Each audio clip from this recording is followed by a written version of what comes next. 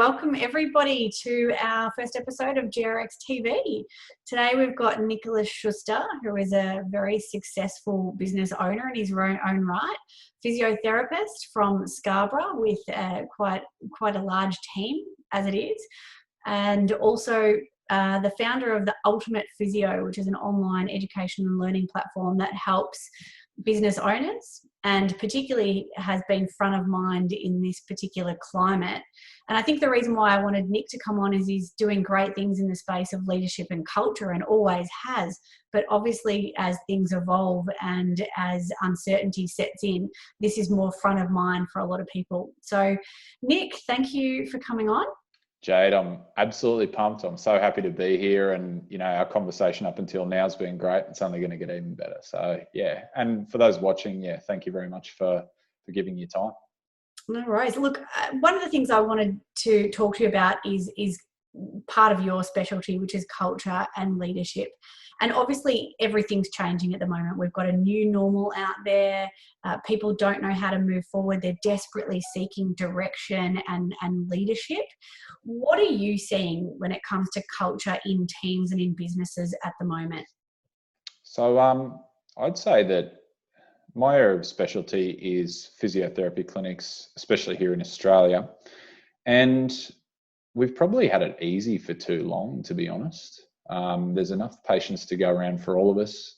One of the challenges that we've faced in our industry is not enough physios in private practice to go around. And, to a degree, what that's meant is, us owners have probably let our team get away with murder. Like my wife works in corporate law. They treat them like dirt, work them into the ground. When they leave, there's 10 people waiting to take their job. So in allied health, we don't have that, I won't call it a luxury, but opportunity. And I've seen a real polarisation of workplaces since COVID-19 came on, Jade. So, most workplaces that I tended to be aware of in the physiotherapy private practice environment, you had high-performing team members, you had up-and-comers, you had graduates, learning and getting really involved, and you had a small percentage of people that were prima donnas and falling stars. So, my four categories are up-and-comer, high-performer, prima donna, falling star. So you had a mix of those. Now, as we would expect when there's crisis, some people step up and some people separate. There's this polarity that I've seen where the high performers, my God, they have just gone over and above. And there have been some people, with the clinics that I coach where they've stepped up without us even really believing that they could or they would. But all of us are under a certain degree of stress right now, Jade. And I'd say that, the prima donnas and the falling stars have literally just dropped off the back of the cart straight away. But people with individual stress have gone either way. Like I've seen clinics where some of their high performers have absolutely gone to water. And clinics where the high performers have stepped up. So I would say there's been this polarization within a team. The opportunity that gives us as owners is that our teams will look different afterwards, and there has never been a better time to actually reshape your team than right now. Some of the conversations I've had, Jade, I wouldn't have got away with it before this. You're so right. And I think you're remembered for the way that you handled this situation, whether you're part of a team or a business owner. Everybody's watching. There's a heightened sense of sensitivity here, which is and nobody wants to make the wrong decision, but you actually have to move forward. And it's not about being 100% certain. It's just actually being bold enough and brave enough to actually do something about it. So, how are you communicating differently with your team at the moment in an effort to engage them? And particularly, you're probably seeing businesses that are still open at the moment, and some that have stood down and closed due to patient numbers or economic disruption.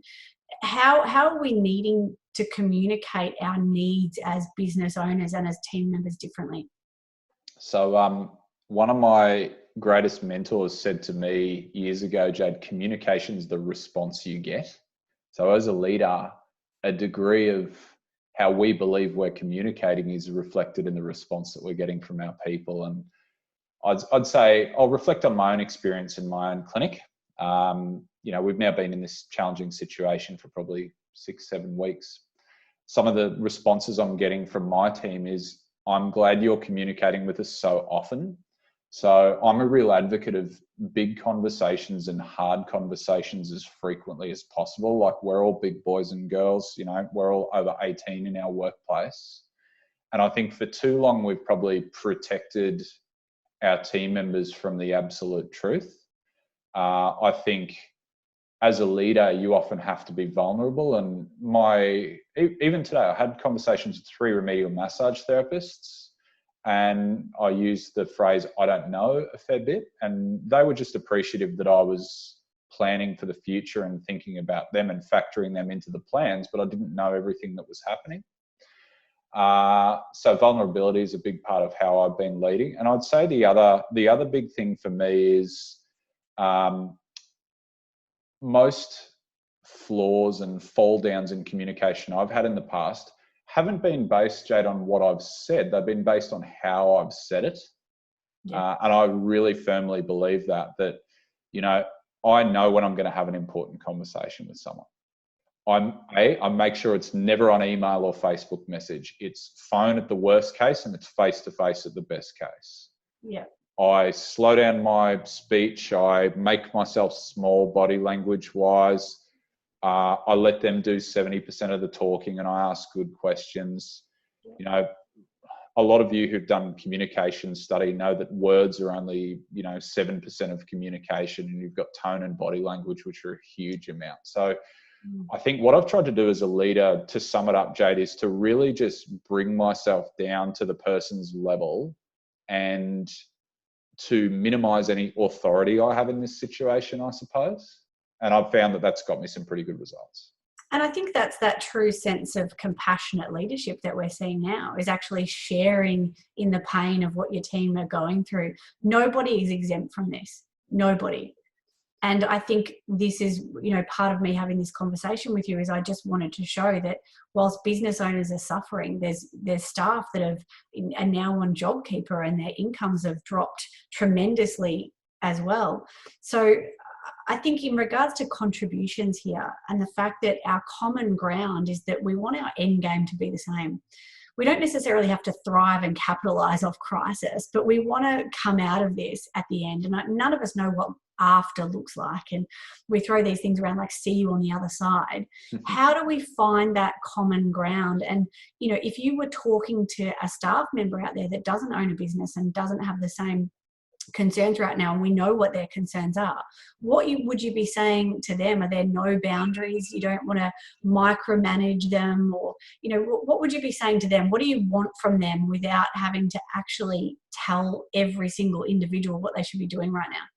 So, again, sort of staying on the theme of my own team members and having seen people step up, I've subtly challenged people, and I'd say, let's talk about a role of a clinician in allied health. Like a challenging issue that many of us clinic owners, physio, osteopathy, chiropractic, podiatry, all of us have faced in the past is people doing their core role and not going over and above. So, I'll see patients, but I won't do treatment plans. I won't make phone calls. I won't produce content. I won't do the other things that the boss wants me to do.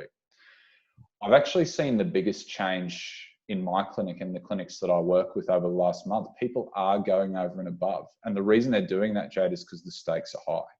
Yeah. A lot of people know that if they don't do the phone calls and keep their clinic diaries full, there won't be enough work for them. There's not enough profit in the business right now. Their days will get cut. Their wage will get cut. Yeah. So I would say, in the past, I've spoken to my team members about what stops them and holds them back from doing these extras. And they'll say things like, some of the common things are, I'm too busy. I don't have time. I've got too many clients. I can't afford to do that. I don't really see the need or the benefit. Right now, team members in allied health businesses are seeing the benefit of those extras, those 1%, because it's keeping them in work. And probably the thing that gets me the most excited, Jade, is on the other side of this, as you say, does everyone's role look different? Like, is an allied health professional / marketer in future? Yeah. What do you think about that? Look, I think, social media is how we're connecting at the moment. We all want that safety and security in life, but we also want to feel connected, and our relationships have been taken away from us. And so Yes. everyone's sitting on their phones. And if you're not on Facebook at the moment, you're not front of mind. So, I think that's where we do need to step across into, is making ourselves front of mind. And how does that look? Is it marketing? Is it online courses? Is it free content and education? Or is it simply just that human contact of being fun and engaged, and just having your staff even do a TikTok dance that helps them show that vulnerability that you were talking about before? I think it's just showing that you're human, and that, I guess everyone's in this together, which sounds so cliche, but we actually are. So I would say, Jade, the posts, like, we're very big in our social media. We've created, a significant goodwill in our clinic community through a Facebook VIP closed group. And the posts that have gained significantly more traction is the vulnerable posts, the thank you posts.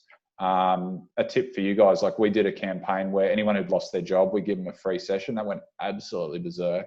yeah, Things that you do to value or reinvest in your community, like the support of other local businesses and the sharing of that. While everyone's doing stretch videos, we're communicating with our community. We still do the stretch videos. They've still got some value, but that genuine, heartfelt personal connection with your community, like, that cannot go wrong. On the other side of this, some businesses are just going to go like that because of it, Jade. yeah.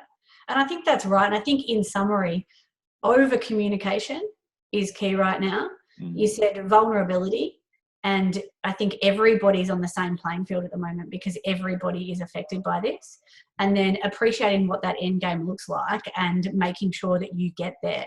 And I think, while speed of any race is individual, momentum is universal. And I think we all just need to keep pushing forward, one foot in front of the other, but make sure that we're moving right now. Now is not a time to sit on our hands. And I think that if you do, you're going to get left behind. But I think teams, and that's why I've kind of talking to you today, teams are more important than ever, because a support network is really important. And as you said, first, have those conversations. Secondly, connect with patients and build those relationships that you've got. And then thirdly, make sure that you're just consistent, because stability is the key right now, and consistency is the greatest asset that we have. So brilliant. Some great take homes today, and hopefully that helps a few people out there. Lovely to chat to you and connect with you. And I'm really, really grateful to be able to showcase your contributions to allied health. Thank you. Thank you, Jade. I love talking to you about this stuff. We could probably talk for days. Totally. Thanks, everybody. Bye. Cheers, guys.